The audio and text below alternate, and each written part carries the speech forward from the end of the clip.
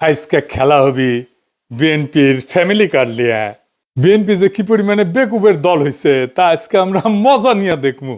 হাঙ্কেরও তো পপকর্ন কেনার পয়সা নাই, মুড়ির টিন নিয়ে বসেন, যান যান যান তাড়াতাড়ি নিয়ে আসেন। বিএনপিরা বাম্বু খাইতে দেখলে তো আমার ক্ষুদ্র ভ্রাতার ভগিনীদের কারো কারো ব্যাপক মজা লাগে, তাই তা করে মজা আজকে ডাবল করিয়া দিমু। আসেন আগে দেখে নি ফ্যামিলি কার্ডে কি কি দিবি বিএনপি। তারেক রহমান 2024-এর সেপ্টেম্বরে বলছিলেন ফ্যামিলি কার্ডের কথা। সেখানে বলছিলেন এই কার্ড যাদের হাতে থাকবে তাদের প্রত্যেককে মাসে মাসে খাবার আইটেম দেওয়া হবে। দেখেন, পরে দেখা গেল হয় টাকা অথবা খাবার দেওয়া হবে, যার যেটা প্রয়োজন। এই প্রসঙ্গে আমরা পরে আসিচ্ছি, এক এক করে আমরা দেখব। তো কি দেওয়া হবে? তাহলে ফ্যামিলি কার্ডের আওতায় প্রত্যেকটা পরিবার মাসে 2000 থেকে 2500 টাকা অথবা সমমূল্যের খাদ্য সহায়তা পাবে। তবে খাদ্য সহায়তা কি পাবে সেটার ব্যাপারে বিএনপির নেতাদের বক্তব্য আছে, আমরা ওইটা দেখব। আমরা ওইটা দেখে খাবারের হিসাবটা করে নেব। এই সহায়তার নগদ অর্থ হিসেবে অথবা নির্দিষ্ট খাদ্যপণ্য যেমন চাল, আটা, ডাল, ভোজ্য তেল, এটা হিসেবে দেওয়া হয়ে যেতে পারে। তো আমরা এই যে এটার একটা হিসাব কেজি ধরে করে দিছে এক বিএনপির নেতা, আমরা সেটা দেখেই হিসাব করব। এতে একটা পরিবারের খাদ্য চাহিদার একটা বড় অংশ নিশ্চিত হবে বলে তারা মনে করে আর কি। টাকাটা আসবে কিভাবে? ওইখানে বলা হয়েছে যে বর্তমান রাজস্ব এবং ব্যয়ের কাঠামোর মধ্যে বরাদ্দ এবং ব্যয় ব্যবস্থাপনা দক্ষতা বাড়ায়, দুর্নীতি অপচয় কমানোর মাধ্যমে প্রয়োজনীয় রাজস্ব সাশ্রয় সৃষ্টি করিয়া এটার বরাদ্দ করা হবে। এটা বিএনপির তারেক রহমানের উপদেষ্টারই লেখা, এটা দেখেছেন। তো কাদের দেওয়া হবে এই ফ্যামিলি কার্ড? সবাই পাবে, এটা সার্বজনীন, মানে দেশের সবাই, এমনকি সেটা যদি প্রাইম মিনিস্টারের বউ হয় সেও পাবে। বৈষম্যহীন বাংলাদেশ বিনির্মাণ করার জন্য আমরা নিয়ে আসছি ফ্যামিলি কার্ড। প্রাইম মিনিস্টার ওয়াইফও যদি মনে করে যে আমি সেটা ইউজ করতে চাই, ইউজ করতে পারবে। মানে কার্ড তো নারীদেরকে দেওয়া হবে, সেই জন্য বলছে যে প্রাইম মিনিস্টারের বউ যদি হয় তাহলে সেও পাবে। এই হইতেছে বিএনপির ফ্যামিলি কার্ডের মোটা দাগে প্রকল্প। এটা তাদের প্রধান নির্বাচনী ক্যাম্পেইন, মানে এটা দিয়ে তারা ইলেকশনে উতরায় যাবে বলে আশা করতেছে। আর উতরাইতে পারবে কিনা সেটা আল্লাহ জানে। যাই হোক, ওই যে জামাইকোটা বুদ্ধিজীবী বলেছিল না যে জামাতের কোনো প্ল্যান নাই, আনপ্রিপেয়ার্ড। জামায়াত ইসলাম যদি সরকারে আসে তাহলে অর্থমন্ত্রী কি হবে? আপনি যে কোনো জামায়াত ইসলামের লোককে জিজ্ঞেস করেন, পাবলিক ভিশন এগুলো নাই। জি, তো আসেন বিএনপির কেমন প্রিপারেশন নিচ্ছে সেটা দেখি। আগের এপিসোডে দেখেছেন তো বিএনপির স্বাস্থ্য নিয়ে যে পরিকল্পনা, সেটা জয় বাংলা করা হয়েছে। একে একে সব পরিকল্পনা জয় বাংলা করে দেওয়া হবে, চিন্তা করেন না। আসেন একে একে শুরু করি ভালচুন বিএনপির ফ্যামিলি কার্ডের ধাপ্পাবাজি। রাষ্ট্রের কাজ ভিক্ষা দেওয়া না, রাষ্ট্রের কাজ দয়া দেখানো না। রাষ্ট্রের কাজ হইল যারা পড়ে যাইতেছে, পিছায় পড়তেছে, যারা সুবিধা বঞ্চিত, যারা দুর্বল, তাদেরকে টেনে ধরা, তাদেরকে বাঁচানো। এটার নামই হইতেছে সামাজিক সুরক্ষা বলয়, ইংরেজিতে কয় সোশ্যাল সেফটি নেট। ফ্যামিলি কার্ডে বলা হয়েছে সব পরিবারকে প্রত্যেক মাসে সমান টাকা দেওয়া হবে। এখানে রাষ্ট্র ভেঙে পড়ে। রাষ্ট্র কোনো তো এটিএম মেশিন না যেখান থেকে টাকা বেড়াবি। রাষ্ট্র কোনো ডিস্ট্রিবিউশন সেন্টারও না, এটা বিতরণের কাউন্টারও না। রাষ্ট্র হইল মরাল অথরিটি, নৈতিক কর্তৃত্ব। রাষ্ট্রকে সিদ্ধান্ত নিতে হয় কে সবচেয়ে বিপদে, কে আজিব ধৈসা পড়বে, কে সবচেয়ে দুর্ভাগ্যের মধ্যে আছে, কে পিছায় পড়ছে, কাকে না ধরলে সমাজ ভেঙে যাবে, কাকে না বাঁচাইলে চলবে না। ফ্যামিলি কার্ড বলে এই বিচার আমি করব না, সবাইকে সমান দিতে হবে সমাজতন্ত্র। এইটা হইতেছে পলিসি ফেলিয়ার, মরাল কোলাপস, নৈতিক পতন। এই যে সামাজিক সুরক্ষা বলয় বা সোশ্যাল সেফটি নেট, এটার মানেটা আসলে কি? এটার মানে হইতেছে যে নির্দিষ্ট গোষ্ঠীর জন্য সহায়তা। এটা হইতেছে যে সবচেয়ে যার বেশি প্রয়োজন সে পাবে সাহায্য।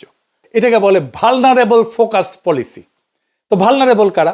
যারা দরিদ্র, কর্মহীন, অসুস্থ, বয়স্ক, দুর্যোগে ক্ষতিগ্রস্ত অথবা পঙ্গু হয়েছে, আহত হয়েছে, তারা। এদের ঝুঁকি কি এক? না। তাহলে সাহায্য কেন এক? তাহলে ফ্যামিলি কার্ড কি করে? এইটা অসাম্যকে, বৈষম্যকে ঢাইকা দেয়। এটা রাষ্ট্র দায়িত্বকে হালকা কইরা দেয়। সবাইকে সমান দিলে তো শক্তরা টিকে যাবে, দুর্বলেরা চুপচাপ পড়ে যাবে। এটা হইতেছে প্রশাসনিক কাপুরুষতা।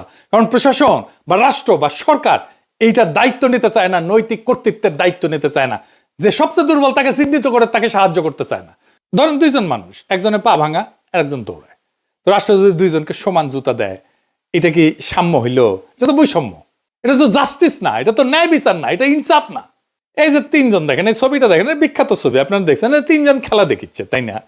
তিনজনের পায়ের নিচে একই সমানের বাক্স দিলে তৃতীয় জন খেলা দেখতে পারবে না। প্রথম জনের পায়ের নিচে তো বাক্সের দরকার ছিল না, ছিল কি, ও তো এমনি দেখতে পাচ্ছে। আর তৃতীয় জনের পায়ের নিচে মানে বাচ্চাটার পায়ের নিচে 2টা বাক্স দরকার ছিল, এটাই জাস্টিস।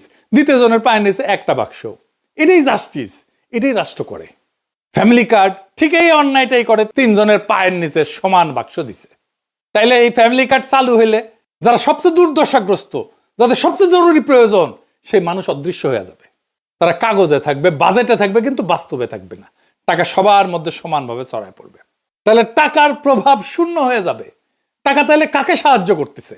এই যে পুঁজিবাদী সমাজের তো সমস্যা হচ্ছে যে টাকা মাঝে মাঝে কিছু সেন্টারে জমা হয়ে যায়, কনসেন্ট্রেটেড হয়, কেন্দ্রীভূত হয়ে যায় কিছু মানুষের হাতে। সেটা যেন রিডিস্ট্রিবিউট করতে, পুনর্বন্টন করতে হয়, রিডিস্ট্রিবিউট করতে হয়।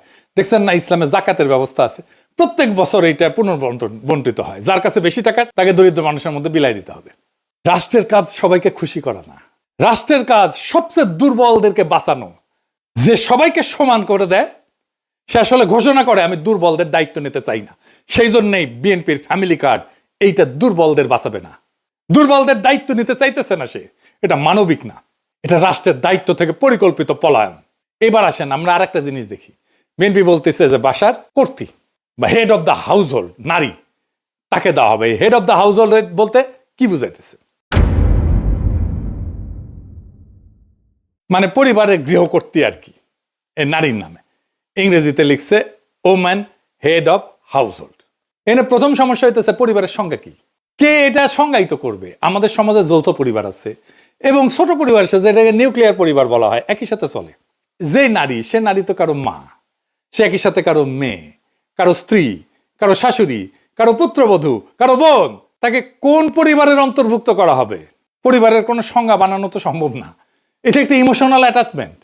একটা পরিবারে কে কে থাকবে, কোন কোন সম্পর্ক থাকবে, কতদূর রক্ত সম্পর্ক পর্যন্ত পরিবারের ভিতরে থাকবে, তো এসব তো রাষ্ট্র বা সরকারি আমলারা এটা সংজ্ঞায়িত করে দিতে পারে না, বলে দিতে পারে না, ডিকটেট করে দিতে পারে না। এক এক পরিবার এক এক রকম হবে। দেখবেন কোন পরিবারে শাশুড়ি আছে, কোন পরিবারে মা আছে, কোন পরিবারে ভাই আছে, কোন পরিবারে বোন আছে। এই একটা ইস্যুতে তো ব্যাপক কারচুপি, দুর্নীতি হবে। একটা পরিবারের সব মেয়ে প্রত্যেকের নিজের নামে কার্ড বানাবে, এটা হবে। আমি কয়ে দিতেছি, লিখে দিতে পারেন। বাংলাদেশে বিয়ের পর অনেকে বাপের বাড়ি বা শ্বশুর বাড়িতে থাকে, তাদেরকে কি আলাদা আলাদা পরিবার গণ্য করা হবে নাকি একটা পরিবার গণ্য করা হবে? একটা পরিবার এইভাবে অনেকগুলো কার্ড বানায়, সবগুলো থেকে টাকা রেশন নিজেদের অ্যাকাউন্টে পড়বে। যদি সবাইকে দেওয়া হয়, তাই তো দিতে চায় তারা সবাইকে। এবার একটা ইন্টারেস্টিং জিনিস দেখি। এই যে বলছি যারা ভালনারেবল গ্রুপ, যাদের সবচেয়ে বেশি সাহায্য দরকার, তাদের কিন্তু অন্য সহায়তা দেওয়া হয়। সেটা কি বন্ধ করে দেওয়া হবে? বিএনপি কি সেটা বন্ধ করে দিবে? আসেন সেটা বুঝে দেখি। আমাদের সামাজিক সুরক্ষা কার্যক্রম কি কি আছে? আপনার নাম শুনেছেন অনেক, বয়স্ক ভাতা, বিধবা ভাতা, প্রতিবন্ধী ভাতা, তাই না? এমনকি হিজড়া জনগোষ্ঠীর জীবন মান উন্নয়ন ভাতা আছে।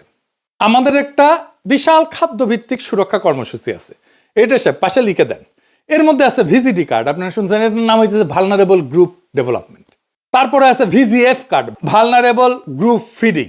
তারপরে জিআর আছে, এটি দুর্যোগকালীন ত্রাণ। তারপর ওএমএস আছে, ওপেন মার্কেট সেল, খোলা বাজারে খাদ্য বিক্রি। তারপরে টিসিবির কার্ড আছে, দেখছেন না? এটার মাধ্যমে ভর্তুকি দেওয়া হয়েছে, যে সমস্ত পণ্য সেটা দেওয়া হয়। আবার এটা কাজের বিনিময়ে খাদ্য কর্মসূচি আছে না, ফুড ফর ওয়ার্ক, কাজের বিনিময়ে খাদ্য, কাজের বিনিময়ে অর্থ, যেটা সেটাকে বলা হয় টেস্ট রিলিফ। তারপরে একটা ইজিপিপি বলে আছে, মানে যেটা কর্মসংস্থান সৃষ্টি করবে, এরকম প্রোগ্রাম। অতি দরিদ্রদের জন্য কর্মসংস্থান কর্মসূচি। তারপরে নারী এবং শিশু মাতৃস্বাস্থ্য সুরক্ষা আছে, মাতৃত্বকালীন ভাতা আছে একটা, যারা বাচ্চাদেরকে দুধ দেয় তাদেরকে মাতৃত্বকালীন একটা ভাতা আছে, মা এবং শিশু সহায়তা কর্মসূচি। তারপরে প্রাথমিক বিদ্যালয়ে মিড ডে মিল আছে, মানে স্কুলের মধ্যেই খাবার দেওয়া হয় বাচ্চাদেরকে। শিক্ষাভিত্তিক সুরক্ষা আছে, মানে প্রাথমিক এবং মাধ্যমিক স্তরে উপবৃত্তি আছে, মাদ্রাসা শিক্ষাদের উপবৃত্তি আছে, এবং বিশেষ এবং প্রান্তিক জনগোষ্ঠীর জন্য কর্মসূচি আছে।